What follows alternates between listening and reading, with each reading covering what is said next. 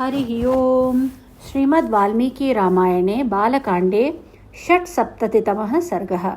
श्री राम का वैष्णव धनुष को चढ़ाकर अमोघ बाण के द्वारा परशुराम के तप प्राप्त पुण्य लोकों का नाश करना तथा परशुराम का महेंद्र पर्वत को लौट जाना। श्रुत्वा तु जामदग्न्यस्य वाक्यं दाशरथिस्तदा गौरवाद्यन्त्रितः कथः पितु राममथाब्रवीत्। दशरथ नंदन श्री राम जी अपने पिता के गौरव का ध्यान रखकर संकोचवश वहां कुछ बोल नहीं रहे थे, परंतु जमदग्नि कुमार परशुराम जी की उपर्युक्त बात सुनकर उस समय भी मौन ना रह सके।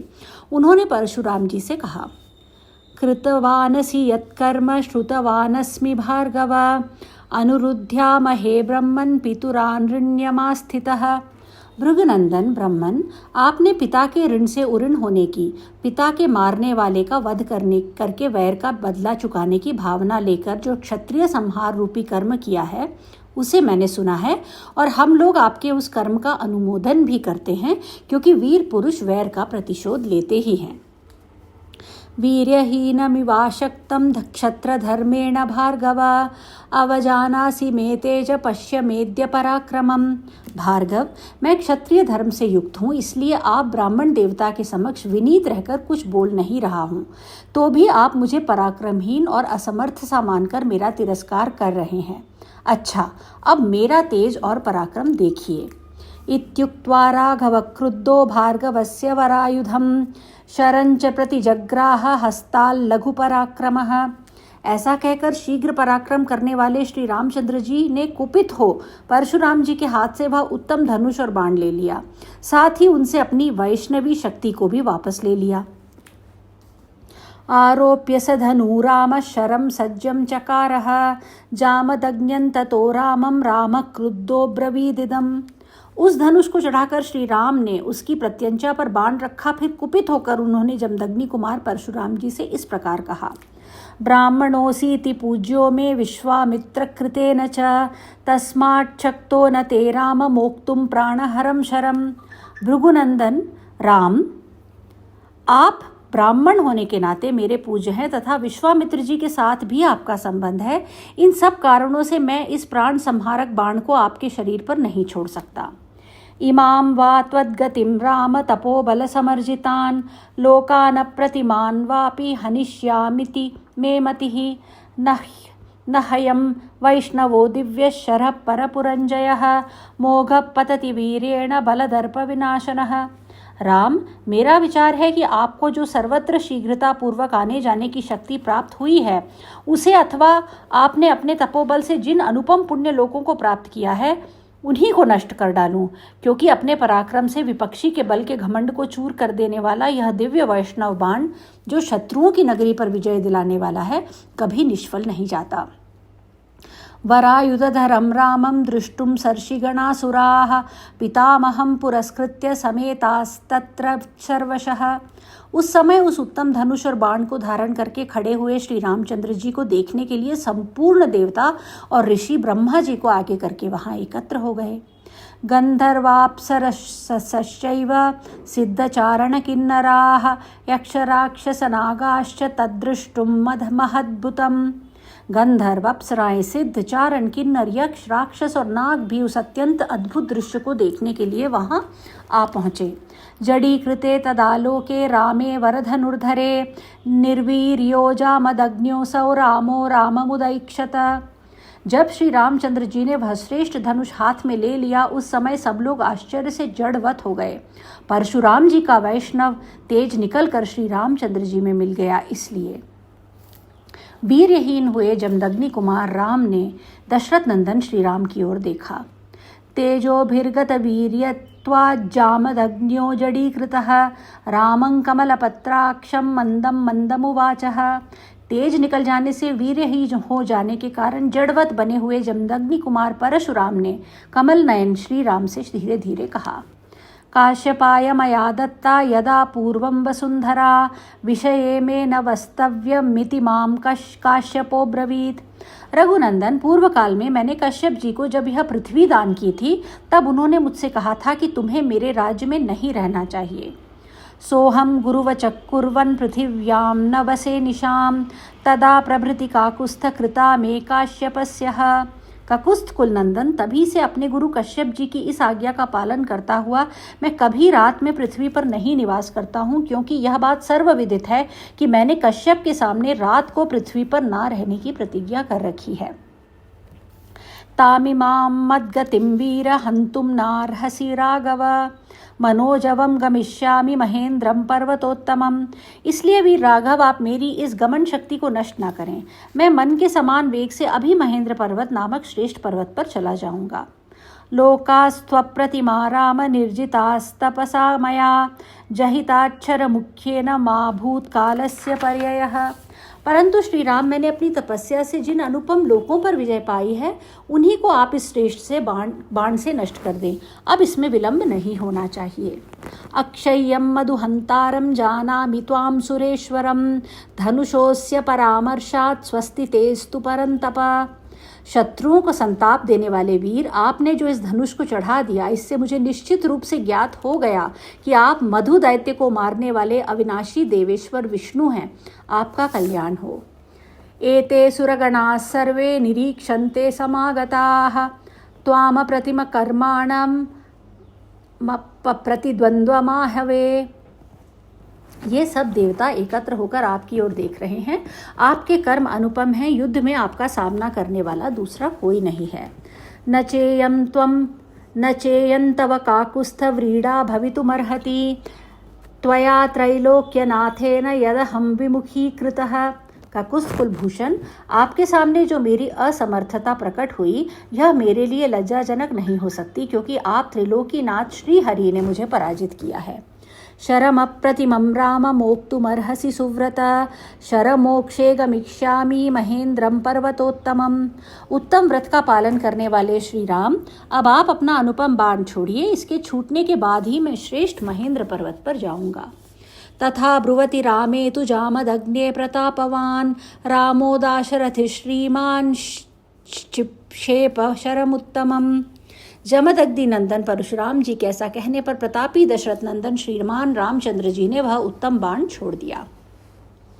सहतान दृश्य रामेण स्वान लोकान तपसार्जितान जामदग्न्यो जगामाशु महेंद्रम पर्वतोत्तमम। अपनी तपस्या द्वारा उपार्जित किए हुए पुण्य लोगों को श्री रामचंद्र जी के चलाए हुए उस बाण से नष्ट हुआ देखकर परशुराम जी शीघ्र ही उत्तम महेंद्र पर्वत पर चले गए। ततो वितिमिरा सर्वा दिशश्चोपदिशस्तथा सुरासर्षिगणा रामं प्रशंससुहृदायुधम्। उनके जाते ही समस्त दिशाओं तथा उपदिशाओं का अंधकार दूर हो गया। उस समय ऋषियों सहित देवता उत्तम आयुधधारी श्री राम की भूरी भूरी प्रशंसा करने लगे। रामं दाशरथिं रामो जामदग्न्य प्रपूजितः ततः प्रदक्षिणीकृत्य जगामात्मगतिं प्रभुः। तदनंतर दशरथ नंदन श्री राम ने जमदग्नि कुमार परशुराम का पूजन किया। उनसे पूजित हो प्रभावशाली परशुराम दशरथ कुमार राम की परिक्रमा करके अपने अपने स्थान को चले गए। इत्यार्षे श्रीमद् रामायणे वाल्मीकि आदि काव्ये बालकांडे षट्सप्ततितमः सर्गः। इस प्रकार श्री वाल्मीकि निर्मित आर्ष रामायण आदि काव्य के बालकांड में 76वां सर्ग पूरा हुआ। सप्तसप्ततितमः सर्गः। राजा दशरथ का पुत्रों और वधुओं के साथ अयोध्या में प्रवेश, शत्रुघ्न सहित भरत का मामा के यहाँ जाना, श्री राम के बर्ताव से सबका संतोष तथा सीता और श्री राम का पारस्परिक प्रेम।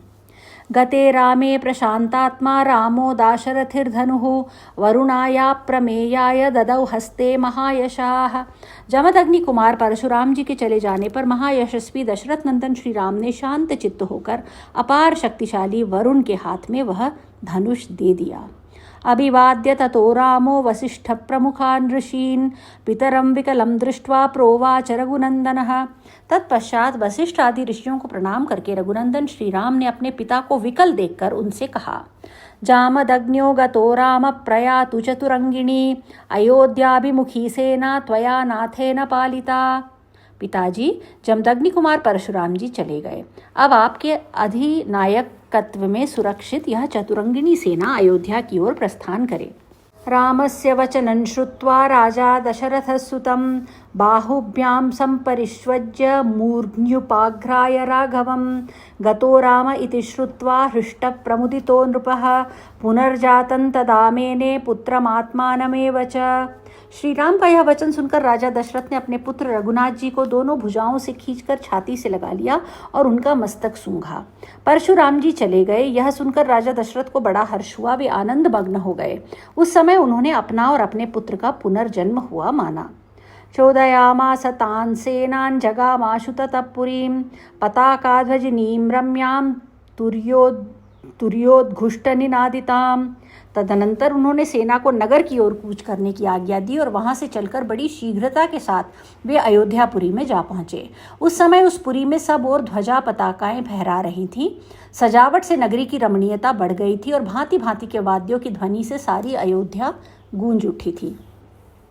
सिक्तराजपथारम्यां प्रकीर्णकुसुमोत्करां राजप्रवेशसुमुखैः पौरैर्मङ्गलपाणिभिः सम्पूर्णां प्राविशद् राजा जनौघै समलङ्कृतां पौरे प्रत्युग्गतो दूरं द्विजैश्च पुरवासिभिः। सड़कों पर जल का छिड़काव हुआ था, जिससे पुरी की सुरम्य शोभा बढ़ गई थी। यत्र तत्र ढेर के ढेर फूल बिखेरे गए थे। पूर्ववासी मनुष्य हाथों में मांगलिक वस्तुएं लेकर राजा के प्रवेश मार्ग पर प्रसन्न मुख होकर खड़े थे। इन सबसे भरी पूरी तथा सारी जन समुदाय से अलंकृत हुई अयोध्यापुरी में राजा ने प्रवेश किया। नागरिकों तथा पूर्ववासी ब्राह्मणों ने दूर तक आकर महाराज की अगवानी की थी। पुत्रैरनुगतः श्रीमान् श्रीमद्भिश्च महायशाः प्रविवेश गृहं राजा हिमवत्सदृशं प्रियम्। अपने कांतिमान पुत्रों के साथ महायशस्वी श्रीमान राजा दशरथ ने अपने प्रिय राजभवन में, जो हिमालय के समान सुंदर एवं गगनचुंबी था, प्रवेश किया। ननंद स्वजनै राजा गृहे कामै सुपूजितः कौसल्या च सुमित्रा च कैकेयी च सुमध्यमा वधू प्रतिग्रहे युक्ता याश्चान्या राजयोषितः। राजमहल में स्वजनों द्वारा मनोवांछित वस्तुओं से परम पूजित हो राजा दशरथ ने बड़े आनंद का अनुभव किया। महारानी कौसल्या, सुमित्रा, सुंदर कटि प्रदेश वाली कैकेयी तथा जो अन्य राजपत्नियां थीं, वे सब बहुओं को उतारने के लिए कार्य में जुट गईं। ततः सीतां महाभागां ऊर्मिलां च यशस्विनीं कुशध्वजसुते चोभे जगृहुर्नपयोषितः मंगलालापनैर्होमैः शोभिता क्षौमवाससः। तदनंतर राज परिवार की उन स्त्रियों ने परम सौभाग्यवती सीता, यशस्विनी उर्मिला तथा कुशध्वज की दोनों कन्याओं मांडवी और श्रुतकीर्ति को सवारी से उतारा और मंगल गीत गाती हुई सब वधुओं को घर में ले गईं। वे प्रवेश कालिक होम कर्म से सुशोभित तथा रेशमी साड़ियों से अलंकृत थीं।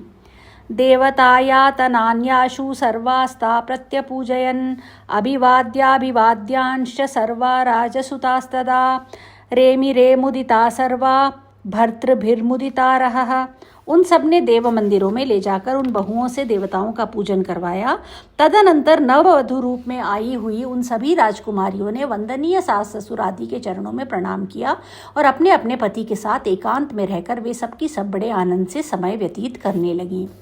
कृतदारा कृतास्त्राश्च सधना ससृहज्जनाः शुश्रूषमाणा पितरं वर्तयन्ति नरर्षभाः कस्यचित्वथ कालस्य राजा दशरथसुतं भरतं कैकेयीपुत्रम् अब्रवीद् रघुनंदनः। श्रीराम आदि पुरुष श्रेष्ठ चारों भाई अस्त्र विद्या में निपुण और विवाहित होकर धन और मित्रों के साथ रहते हुए पिता की सेवा करने लगे। कुछ काल के बाद रघुकुल नंदन राजा दशरथ ने अपने पुत्र कैकेयी कुमार भरत से कहा, अयं कैकेय राजस्य पुत्रो वसति पुत्रक त्वान्नेतुमागतो वीरो युधाजिन्मातुलस्तव। बेटा, ये तुम्हारे कैकेय राजकुमार वीर युधाजित तुम्हें लेने के लिए आए हैं और कई दिनों से यहाँ ठहरे हुए हैं। श्रुत्वा दशरथस्त्यैतद् भरतः कैकेयीसुतः गमनायाभिचक्राम शत्रुघ्न सहितस्तदा। दशरथ जी की यह बात सुनकर कैकेयी कुमार भरत ने उस समय शत्रुघ्न के साथ मामा के यहाँ जाने का विचार किया।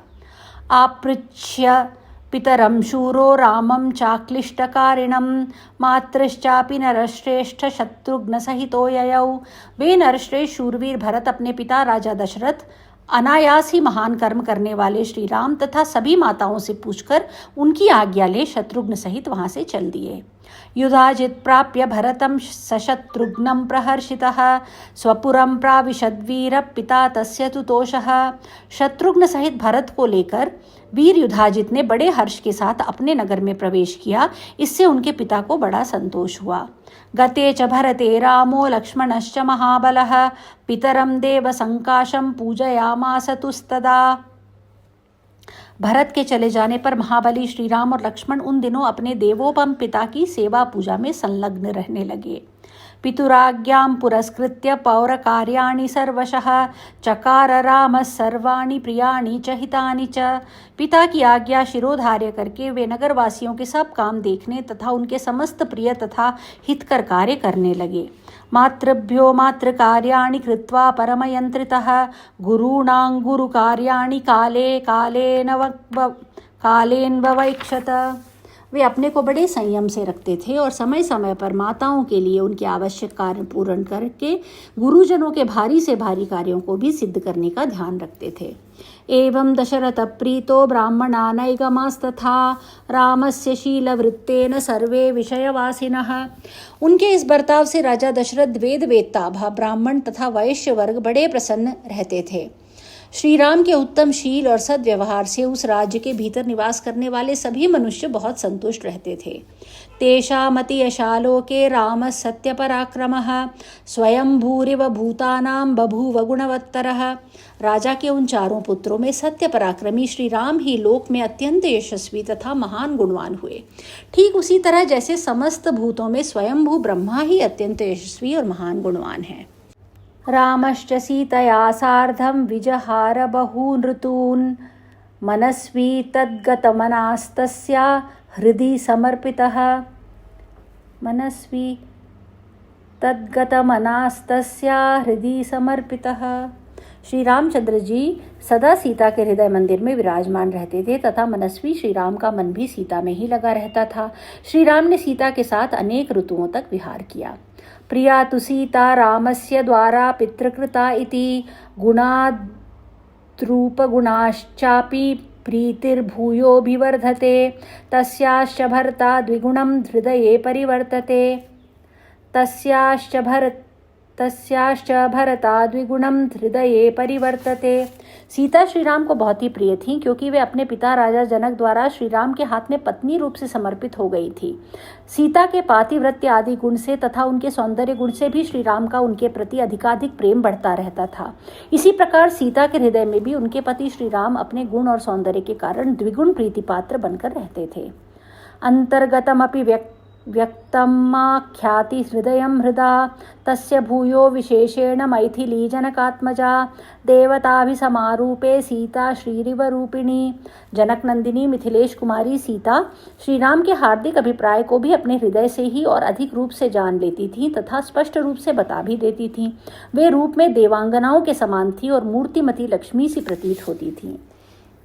तया सराज ऋषिसुतो भिकामया समेयिवानुत्तमराजकन्यया अतीव राम शुशुभे मुदान्वितो विभुश्रिया विष्णुरिवामरेश्वरः। श्रेष्ठ राजकुमारी सीता श्री राम की ही कामना रखती थी और श्री राम भी एकमात्र उन्हीं को चाहते थे। जैसे लक्ष्मी के साथ देवेश्वर भगवान विष्णु की शोभा होती है, उसी प्रकार उन सीता देवी के साथ राजर्षि दशरथ कुमार श्री राम परम प्रसन्न रहकर बड़ी शोभा पाने लगे। इत्यार्षे श्रीमद् रामायणे वाल्मीकि आदिकाव्ये बालकांडे सप्तसप्ततितमः सर्गः। इस प्रकार श्री वाल्मीकि निर्मित आर्ष रामायण आदि काव्य के बालकांड में 77वां सर्ग पूरा हुआ। बालकांडम संपूर्णम। हरि ओम।